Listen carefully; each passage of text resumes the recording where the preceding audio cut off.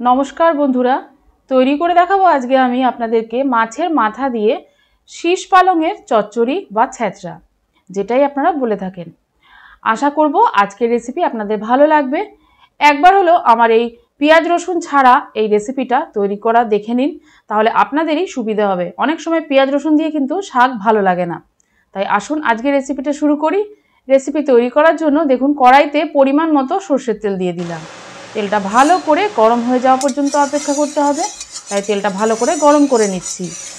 আর আপনি যদি ফেমাস জলুন্স কিচেনে নতুন বন্ধু হয়ে থাকেন তাহলে চ্যানেলটা সাবস্ক্রাইব করার জন্য অনুরোধ করছি। প্রথমে দেখুন কয়েকটা আমি কলাইয়ের ডাল বা মাসকলাইয়ের ডালের বড়ি নিয়েছি। বড়িটা লাল লাল করে ভেজে নিচ্ছি। ভালো করে লাল লাল করে ভাজা হয়ে গেলে আমি তুলে নেব। এখন দেখুন ফোড়নের জন্য দিয়ে দিলাম একটা শুকনো লঙ্কা, দিয়ে দিলাম সামান্য পাঁচ ফোড়ন।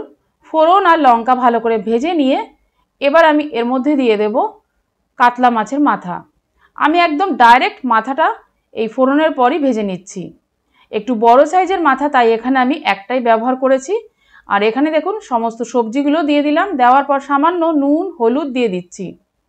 নুন হলুদ দেওয়ার পর এবার এই মাথা দিয়ে এই সবজিগুলো ভালো করে কিন্তু বেশ কিছুক্ষণ ভেজে নেব। একদম হাই ফ্লেমে কিন্তু এই সময় করতে হবে এই ভাজাটা।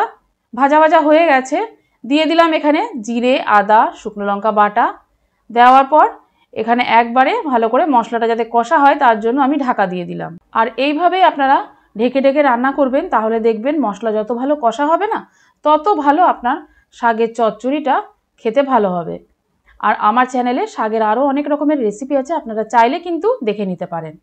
দেখুন আমি ভেজে রাখা বড়ি আর তার সাথে আগে থেকে পরিষ্কার করে ধুয়ে রাখা শীষ পালং এখন এর মধ্যে অ্যাড করে দিলাম। অ্যাড করে দিয়ে আবারও নেড়ে চেড়ে কিন্তু ঢাকা দিয়ে দেবো। যদি আপনাদের শাকের থেকে জল না বেরোয় তাহলে সেক্ষেত্রে সামান্য একটু কিন্তু এখানে জল অ্যাড করে দিতে পারেন, তাহলে এই যে শীষ পালংয়ের ডাঁটাগুলো খুব মোটা হয় তাই সেগুলো সেদ্ধ হয়ে যাবে। আমার যেহেতু জল বেরিয়ে গেছে তাই আর আমি এখানে জল ব্যবহার করিনি। কয়েকটা ছিঁড়ে রাখা কাঁচা লঙ্কা দিয়ে আবারও কিন্তু আমি ঢাকা দিয়ে দিয়ে রান্নাটা করছি। দেখুন আমি রান্না করছি ঢাকা দিয়ে দিয়ে, যত ঢাকা দিচ্ছি তত কিন্তু জল বেরোচ্ছে। আর এদিকে সবজি আর শাক অনেকটাই ভালো মতো মজে গেছে, মানে সেদ্ধ হয়ে গেছে।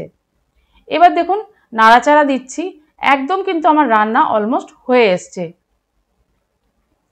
এখন এর মধ্যে দিয়ে দিলাম সামান্য চিনি। এবার চিনি দেওয়ার পর ভালো করে আমি নেড়ে চেড়ে নিয়ে গরম গরম নামিয়ে নেব। আপনারা চাইলে এখানে একটু ভাজা মশলাও ব্যবহার করতে পারেন অথবা ধনেপাতাও দিতে পারেন।